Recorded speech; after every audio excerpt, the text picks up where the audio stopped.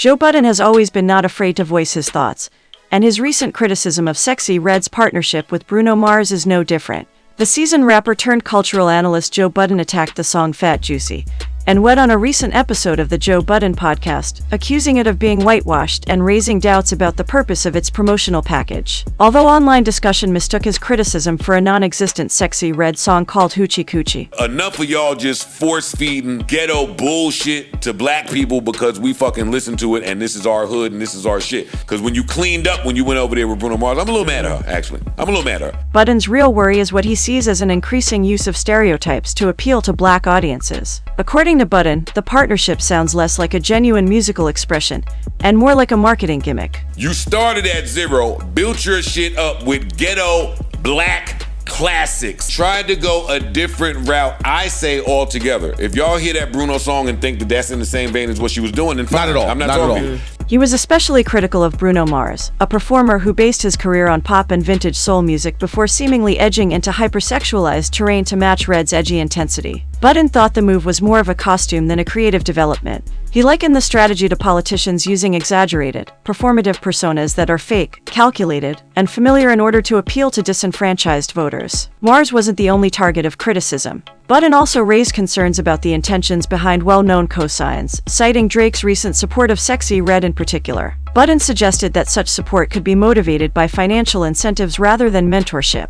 According to him, these partnerships can occasionally come across as more transactional than sincere, obfuscating the distinction between true artistic connection and industry promotion. Just one remark sparked controversy, rekindling old concerns about visibility, impact, and how up-and-coming musicians fit into the contemporary music landscape. Joe Budden has come to the realization that the hip-hop culture and quality that sparked his successful endeavors is long gone. In his podcast review of Lil Durk's recently released album, Budden mocked the imprisoned Chicago rapper's efforts to purify his lyrics after being charged with murder for hire. Officially ICE, Budden's podcast co-host, contended that Durk's imprisonment put him in a difficult position to cover content regarding criminal activities, but Budden refused to listen. I'm gonna give Durk some grace. I did listen to the project. I can tell this was a really hard project for him to put out. Ice is about to give Durk grace. I jumped off that bandwagon into some Simone Biles type of...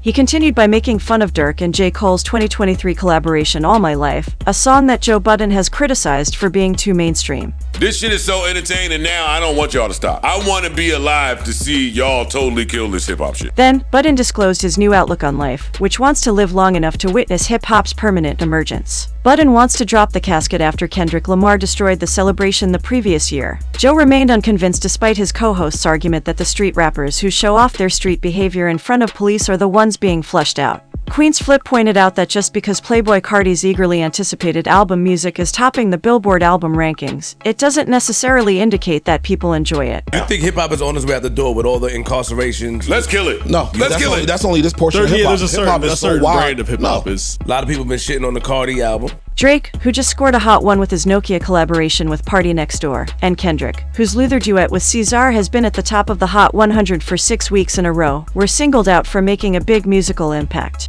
Kendrick's Luther has been #1 for how many weeks now? Oh yes, Kendrick. All right, you got that. One person. You got Drake is still Drake. Nokia is still moving. That's 2 people. Hip-hop music had become so awful, according to Budden and Queen's Flip, that Neil Diamond and the Bee Gees had a chance to overtake them. Rappers were being paid peanuts by record labels and streaming services, according to the Podfather, but the culture's demise has been aided by the self-snitching. Although it has been almost 8 years since the Dallas-based rapper's breakthrough song That's On Me, he acknowledged Yella Beezy's talent and disapproved of first-person narratives, particularly given that Beezy is also facing a murder-for-hire charge in connection with the killing of Mo 3. Although Kanye West's name was not mentioned in the Joe Budden, DJ Academics thinks Ye is still doing rap on his own. Drake's effort to insult Joe Budden by using the model's photo without her consent has angered Melissa Ford. A hoodie from Drizzy's new Some Sexy Songs For You merchandise line, which also includes his Nokia music video, features Ford, co-host of the Joe Budden podcast. The hoodie promotes the website videovixens.ca, which leads to Joe Budden's Patreon page, with a sultry picture of Ford from her modeling days. On the most recent episode of the Joe Budden podcast,